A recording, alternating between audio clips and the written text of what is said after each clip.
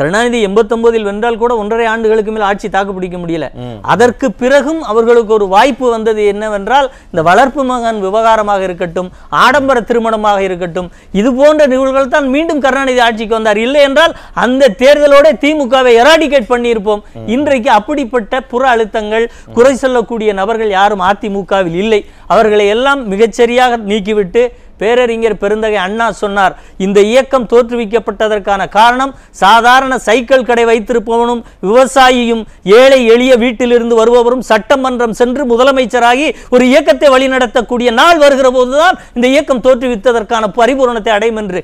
இன்றைக்கு அப்படி ஒரு இயக்கத்தில், அனைத்து இந்திய அண்ணா திராவிட முன்னேற்ற கழகத்தில் பொதுச் செயலாளராக ஒரு விவசாயி வந்து அமர்ந்திருக்கிறார் என்றால், அந்த கொள்கை வழியில் மிக தீவிரமாக அனைத்து இந்திய அண்ணா திராவிட முன்னேற்ற கழகம் கொள்கை வழியாகவே வென்று போய் கொண்டிருக்கிறது.